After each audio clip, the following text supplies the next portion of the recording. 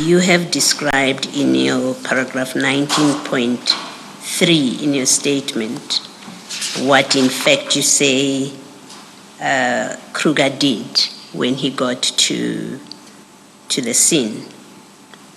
You say, verifying the operation is legitimate would mean the team would have to go beyond just confirming that the people are police officers. It would mean that the team must verify if they executed the operation, whether the officers executing the operation are authorized to do so.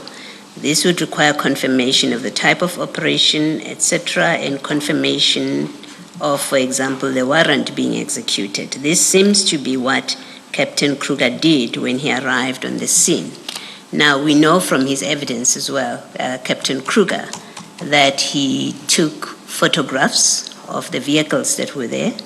We know that he drew out the reports on those vehicles. We know that he submitted his diary entries of that whole operation. And yet there is no inquiry number. Is that regular, that you would have an operation where your members are verifying the legitimacy of an operation? They've taken the name of the head of that operation, Captain Wanda. So you've got all these facts, and yet there is no record in the DPCI by way of an inquiry number that contains all this information. Is that not irregular, and is that not a matter of concern? Yes, Commissioner.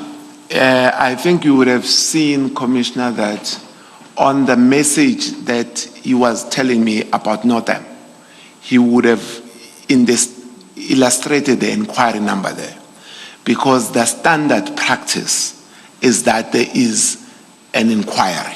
That's standard practice. My expectation on this one is that there would not have been an inquiry on that day, but that when they come on the next day, working day, they would have registered an inquiry so that they know where to file this thing. But that's not the only purpose it serves. It serves also to justify driving a state vehicle. When we drive a state vehicle, there must be some form of a reference number that justify why you drove from point A to B. So that would be the norm. As to, I'm not complaining that when they went there, they didn't have it.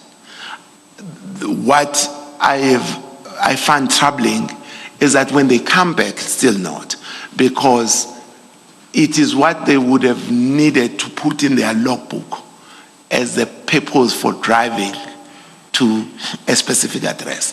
So, as a norm, it should have had the reference number. It justifies their driving. It also helps in the filing of anything that relates to this, the information about Wanda, the pictures that you have should have found themselves into the file. So as matters stand, if anyone were to do an audit of that period, there would be no record of this operation? Particularly after I've heard, I would have been worried about what they would have written in the vehicle logbook for the trip, because our systems require that each trip you justify with some form of a reference that backs it up. And then lastly, you saw the pictures where Captain Kruger shared on the group, you saw them now at least as you're testifying, shared on the group the details of the vehicles that were at the scene, the pictures that he took, and then he shared the pictures but also shared the details of the vehicles there.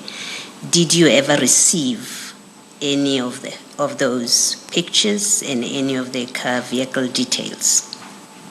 Were they shared with you? No, they were not. Okay. None of those were shared with me, Commissioner. Thank you. Very quickly, The allegations made against the Hawks, I want you to understand them clearly and carefully. In paragraph 16 of Captain Wanda's statement, he says, when the members of the Hawks asked for details about the operation, including who we were arresting and the case number, witness A refused to disclose this information and indicated that it was not necessary for them to know these details. Now, do you accept that if this is what the members of the Hawks did, and it's a big if, then that would be interfering with lawful police operations? Because that's not what they were sent there to do. We did not send them to do that. Do you accept that that would be interference? Why would they be interested in who is being arrested and what the case number is? Why would they be interested in that? I don't know why they would want to know that, because that's not what's the mandate. That's not, and even in the evidence that I've had, which is a snippet thereof, they did not seem to think they would have been tasked to do that. And then lastly, in 19.2 of your statement. 19.2? Yes, on page 7. Yes, I'm there. You say to verify that these are real police officers. I won't read the whole statement, yes, because you have it. And then last sentence you say, if either has been established, either, not both, if either has been established, the team must leave immediately. Do you see that? Yes. Now, according to Warrant Officer Nkosi, within 5 minutes of him getting there, he had established that these are police officers and this is a legitimate police operation. What troubles me about what happened on the 6th of December 2024 is that the Hawks were there for close to an hour, doing what nobody knows, because within 5 minutes they should have been able to establish that these are the police, they are wearing subs issued bulletproof vests, these are the details of the people. You established that in 5 minutes. Now the other 50 minutes, I don't know what the Hawks were doing there. And that troubles me. Because you can understand why there's an allegation that they were interfering or intimidating the police who were there to effect an arrest or to execute a J50. Because nobody's accounting for the 50 minutes. Nobody's telling us after they got there and they did what you asked them to do, why did they remain for another 15 minutes and what were they doing there? Thank you, Commissioner. I also do not understand why they took so long. What I would have expected, the meeting between Captain Kruger and Captain Wanda should have settled all concerns, because I would have expected Captain Kruger to produce his appointment certificate, Wanda does the same. They exchange their details for whatever reason. This is an official operation. Everything ends there. In my opinion, there would not even have been a need after that interaction for even taking pictures outside. Because the pictures, I would have expected them before they interact. But after this interaction, the mission is accomplished. Now, put yourself in the position of the police officers that were executing the takedown operation there. It is now 5:20 on the day in question. You've satisfied the Hawks members that you are legitimate police and they've verified your identity. And then for the next 40 minutes, the Hawks are hanging around while you are, executing a lawful police operation. Put yourself in the position of those police officers. What would you expect them to think of the Hawks while they are busy executing this operation? And for 40 minutes, the Hawks are just hanging around and nobody knows what they are doing there. It is for that reason that I'm not surprised about the allegation that found themselves coming to our way, because I do not understand myself why they were there now. More so because earlier I would have been told that they would have been in a rush to another operation. So I thought they would have gone there with very much pressure on time, if they're still gonna find themselves in Northern. So I honestly cannot explain that. Why, after the interaction, after they've sent us the numbers, I don't know what kept them there from that point. I have no idea. General, can I just follow up on the question, the first question that Commissioner Khumalo asked you, and I follow up because you did not give a yes or no answer.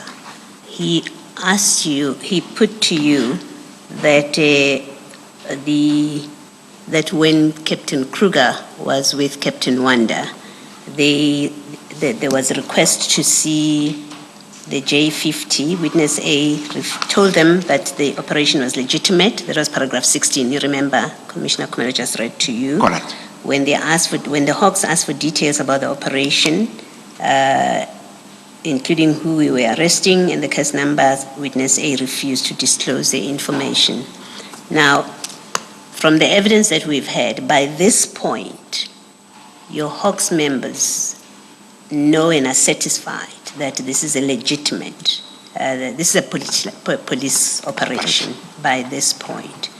The question, as understood, being asked of you is, having established that it's a legitimate operation, to go on and then want to see, to ask about the J50, what is the operation, who are you arresting, the case number, to ask that after your members have established that it's a legitimate operation, that would constitute interference. Any act after they have verified that which you say you expected them to do, to ask that kind of detail would be now to interfere in a legitimate operation, no?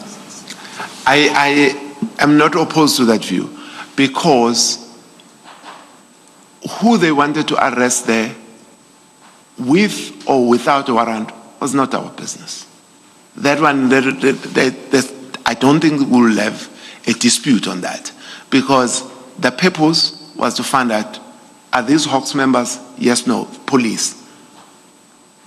Anyone spoke about Libya? The answer is no. None of us spoke about Libya. At that point, we're done. Thank you, General.